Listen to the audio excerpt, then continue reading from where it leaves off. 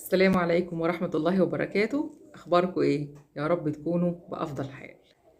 للي ما يعرفنيش لسه، أنا مروة، استشاري علاقات أسرية، وبمحتوى القناة بتاعتي ديت بتكلم فيها على كل المواقف والتصرفات والأفعال اللي بنمر بيها في حياتنا وفي أسرنا كل يوم. للاستشارات الخاصة إن شاء الله سيب لكم رابط الانستجرام في وصف الفيديو. النهاردة يا أصدقائي حلقتنا مميزة جدا علشان هنتكلم في موضوع شيق جدا، وهو موضوع إن الزوج يكون مسافر. تعالوا مع بعض نعرف إزاي تكون الزوجة مع زوجها حتى لو هو مسافر. طبعا الأصل في الزواج إنه يكون الزوج مع زوجته، والأصل في الزواج والشرع والفقه اللي ربنا قال عليه إن هما لازم يكونوا مع بعض، أيا كان إيه هي الظروف اللي ممكن تكون بعدت الزوج عن زوجته بيته وأولاده. تعالوا مع بعض نعرف إزاي نكون مع بعض، وإزاي إن إحنا نكون قريبين مع بعض حتى لو حصل بعد.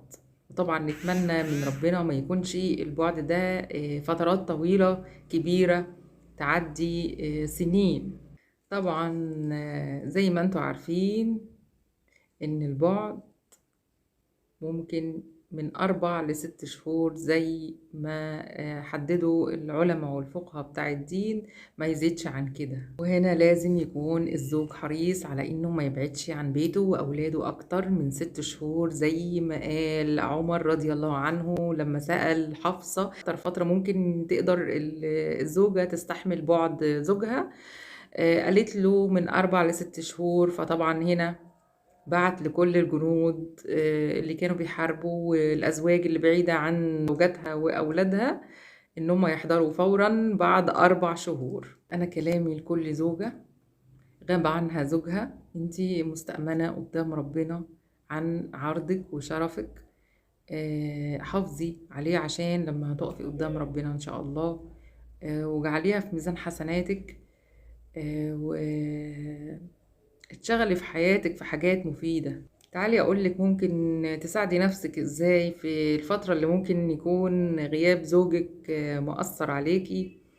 احنا لازم هنا نرفع الجانب الإيماني جدا بالله سبحانه وتعالى ونقويه للزوج وللزوجة، لكل زوج ولكل زوجة بعيد عن بعض. ارفعوا الجانب الإيماني جدا علشان خاطر كل اللي قريب من ربنا هيخاف إن هو يقع في معصية تغضب ربنا، وبالتالي تشده أو يدخل منها شيطان يؤثر على البيت ده. عارفة انت ممكن تشتغلي في وقت فراغك، ممكن تعملي حاجة مفيدة تستفادي منها، يا إما ممكن تشتغلي على نفسك في رفع قيمتك الذاتية، في انك مثلا تحضري ماستر او دكتوراه، او انك مثلا تشتغلي شغل ممكن يدخلك دخل ممكن انتي تحلوي بيه زيادة. ممكن تشوفي ايه اللي ناقص شخصيتك وتشتغلي عليه، ومن خلال دخلك ده ممكن تشتغلي على نفسك في انك مثلا تزودي جمالك، تشتري حاجات ممكن تهتمي بنفسك زيادة، ملابس حلوة، ميك اب كويس. ممكن مثلا تروحي تعملي مثلا ايه تجميل منطقة مثلا او حاجة مش عاجباكي. دي فترة كويسة جدا الفترة اللي هو مش موجود فيها، علشان خاطر يبقى في نقاهة، او في فترات بيبقى لازم يكون فيها بعيد. فانتي مثلا تقدري تعملي كل حاجة، انتي اعملي دايت مثلا، اعملي حاجة تستفيدي منها يرجع يلاقيكي جميلة ورشيقة وحلوة وأحلى ما كنتي هو سايبك وهو سافر. فعلشان خاطر كده دي نقطة مهمة جدا جدا جدا، وليه ما نشتغلش عليها وهو مش موجود يرجع نلاقينا أحسن وأحسن. اشتري حاجات جديدة لبيتك، ورتبيها ونظميه كده بحيث انه يبقى فيه جديد. اشتغلي على اولادك يطلعوا كويسين. انا عارفة ان المسؤولية كبيرة عليكي، عارفة ان الضغط كبير عليكي. بدل ما تشيلي الهم ويبقى بطريقة سلبية وما تحطيش في دماغك بقى وتتخني بقى، والبيت يبقى مكركب زيادة والولاد ملخبطين مفيش تنظيم. وتقولي بقى ايه كل حاجة على دماغي، وهو سابني من هنا والدنيا اتكركبت اكتر، وهو لا، خديها ايجابية واشتغلي على نفسك وارفعي قيمتك وخليكي احلى واحلى. بكده هتستفادي من فترة بعده في حاجة مفيدة ليكي، ممكن تساعدك معاه تكوني أفضل. وقت ما يبقى في مكالمة فون بينك وبينه أو فيديو كول، دايما هزاري واضحكي وخليكي إيجابية. بيني طاقتك الإيجابية دايما معاه، ودايما فكريه بذكريات قبل كده، هو دايما هيفتكر الذكريات اللي قبل كده. واشتغلي على الحتة دي كويس جدا، لأنه هو هيفكر فيها وهيستعيد الذكريات دي معاكي، وهيفكر في حاجات جميلة بينك وبينه. اربطيه دايما بالحاجات الحلوة دي لحد ما تشوفوا بعض على خير إن شاء الله.